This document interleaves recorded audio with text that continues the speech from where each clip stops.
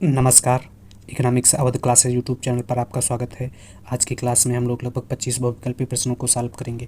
यह प्रश्न आगामी शिक्षक भर्ती परीक्षा जैसे TGT, PGT, NET, JRF, KVS, NVS, GIC, LT grade exam, RPSC first and second grade exam तथा असिस्टेंट प्रोफेसर एग्जाम के लिए महत्वपूर्ण है। इसके अलावा यह प्रश्न जो है स्टेट एग्जाम के लिए भी महत्वपूर्ण है। स्टेट एग्जाम किसी भी राज्य का स्टेट एग्जाम होगा।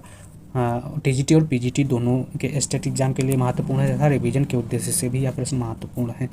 तो क्लास स्टार्ट करते हैं और देखते हैं क्या क्या प्रश्न है। निम्न में से ब्याज दर में भिन्नता का क्या कारण है? जोखिम में भिन्नता, उत्पादकता में भिन्नता, मुद्रा में कमी, मुद्रा के विभिन्न प्रयोग। तो निम्नलिखित में से ब्याज में भिन्नता का कारण जो है उत्पादकता में भिन्नता हो जाएगी। बी आंसर सही है 1 नंबर प्रश्न का। अगला 2 नंबर प्रश्न क्या है कि इस द्वारा प्रतिपादित ब्याज के सिद्धांत के अनुसार बांड की कीमत था ब्याज की दर में संबंध प्रत्यक्ष सीधा होता है। मुद्रा की लेन देन मांग बढ़ेगी जब ब्याज की दर घटेगी।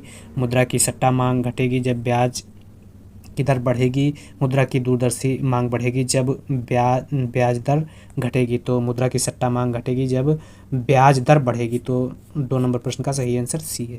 अगला 3 नंबर प्रश्न है किन्स के अनुसार सट्टा उद्देश्य है तो मुद्रा की मांग। तो किन्स के अनुसार सट्टा उद्देश्य है तो मुद्रा की मांग ब्याज दर के साथ ऋणात्मक रूप से परिवर्तित होता है, ब्याज दर के साथ धनात्मक रूप से परिवर्तित होता है, ब्याज दर से असंबंधित होता है। तो किन्स के अनुसार सट्टा उद्देश्य है तो मुद्रा की मांग जो है ब्याज दर पर निर्भर करती है और ब्याज दर किसके साथ जो है वह ऋणात्मक रूप से संबंधित होता है। किन्स जो है मुद्रा की मांग के 3 उद्देश्य बताते हैं: सामान्य उद्देश्य या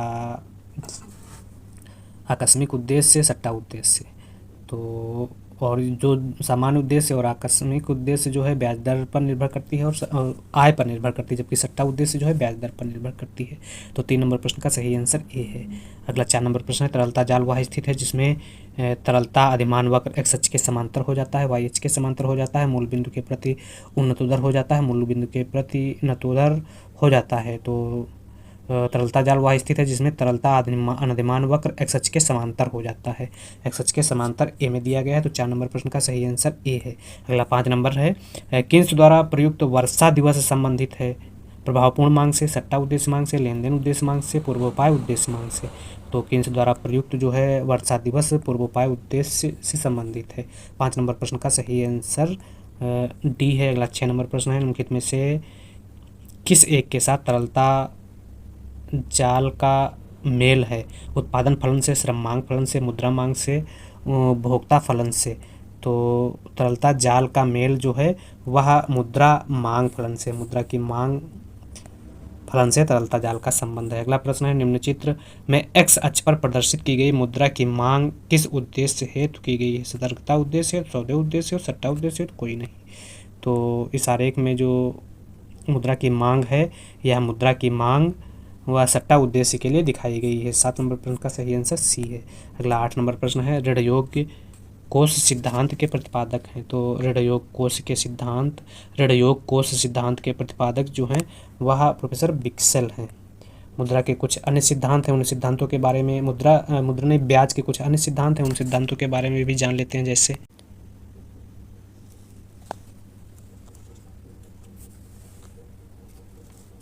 ब्याज का ऋण कोष सिद्धांत, तो बिक्सेल जो स्वीडन अर्थशास्त्री हैं इन्होंने ब्याज का ऋण कोष सिद्धांत दिया और क्लासिकल ब्याज के सिद्धांत को दूर करने के लिए इस सिद्धांत को विकसित किया। और इनके समर्थक अर्थशास्त्रियों में ओहलिन, मिरडाल और लिंडेल हैं। बिक्सेल मानते हैं कि ब्याज दर जो है मुख्य रूप से विनियोग, बचत, बैंक साख और संचय करने की इच्छा का फलन होती है।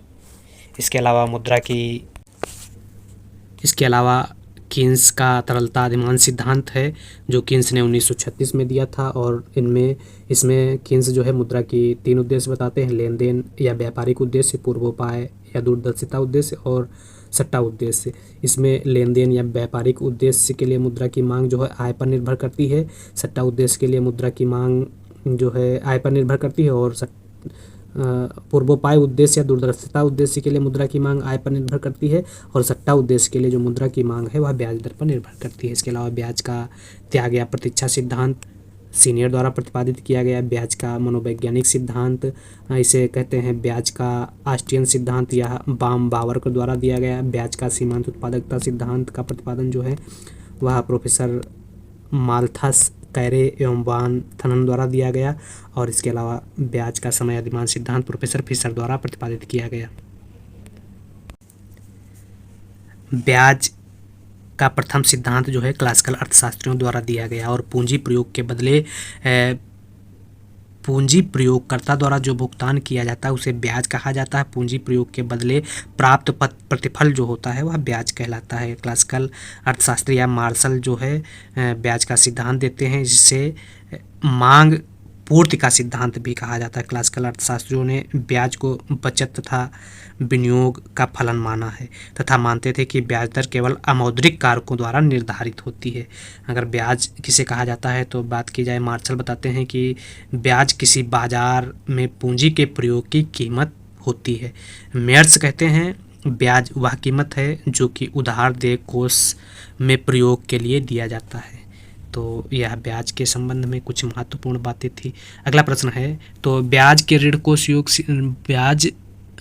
ऋण योग्य कोष सिद्धांत का प्रतिपादन बिक्सेल द्वारा किया गया था और यह ब्याज से संबंधित सिद्धांत है।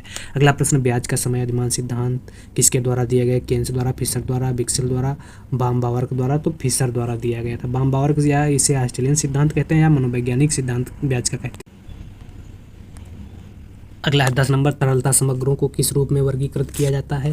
तो तरलता समग्रों को L1, L2 और L3 के रूप में वर्गीकृत किया जाता है। 10 का सही आंसर ए है। अगला 11 नंबर प्रश्न है, मुद्रा की सट्टा मांग निर्भर करती है आय पर, लाभ पर, ब्याज पर, पूंजी की सीमांत कुशलता पर। तो मुद्रा की सट्टा मांग जो है ब्याज दर पर निर्भर करती है। 11 का सही आंसर सी है। 12 लाभ पारितोषिक है, भौतिक श्रम का, पूंजी का, मानसिक श्रम का, अनिश्चितता वहन का। तो लाभ मुख्य रूप से अनिश्चितता वहन का पारितोषिक है। अनिश्चितता वहन का पारितोषिक डी ऑप्शन में दिया गया है। 12 नंबर प्रश्न का सही आंसर डी है। अगला 13, आपूर्ति अपनी मांग का स्वयं सृजन करती, कथन किसका है? तो जेबीसे का, पेगू का, कीन्स का, मार्शल का। तो आपूर्ति अपनी मांग का सृजन स्वयं करती है, प्रोफेसर कीन्स द्वारा कहा गया है। सॉरी, कीन्स नहीं, जेबीसे द्वारा कहा गया है। तो 13 नंबर प्रश्न का सही आंसर ए है। आपूर्ति अपनी मांग का सृजन स्वयं करती है, ए है। जेबीसे द्वारा कहा गया कथन है। कीन्स ने जेबीसे के किस नियम को गलत ठहराया? मांग पूर्ति का नियम, आर्थिक कल्याण का नियम, बाजार का नियम, मुद्रा परिमाण का नियम। तो कीन्स ने जेबीसी के बाजार नियम को गलत ठहराया या आलोचना की। 14 का सही आंसर सी है। 15 नंबर, अतिरेक मूल्य सिद्धांत का प्रतिपादन किया था Rosto, marks, Malthus, Adam Smith. तो अतिरेक मूल्य सिद्धांत का प्रतिपादन जो है वह मार्क्स, प्रोफेसर कार्ल मार्क्स द्वारा किया गया। तो 15 नंबर प्रश्न का सही आंसर सी नहीं, बी है। 16, कीन्स के रोजगार सिद्धांत के लिए क्या सत्य नहीं है? तो अल्पकाल में ठीक है, अल्पकाल सही है। सहकारी हस्तक्षेप, प्रभावपूर्ण मांग, पूर्ण रोजगार नहीं है। अपूर्ण रोजगार की बात करते हैं कीन्स अपने सिद्धांत में। अगला, अर्थशास्त्र में श्रम विभाजन का सर्वप्रथम प्रयोग किसके द्वारा किया गया? एडम स्मिथ, रिकार्डो, माल्थस, मिल। तो अर्थशास्त्र में एडम स्मिथ द्वारा सर्वप्रथम श्रम विभाजन की बात की गई। विशिष्टीकरण या श्रम विभाजन की बात एडम स्मिथ अपने सिद्धांत में करते हैं। तो 17 नंबर प्रश्न का सही आंसर ये है। 18, मजदूरी कोष सिद्धांत किसके द्वारा दिया गया?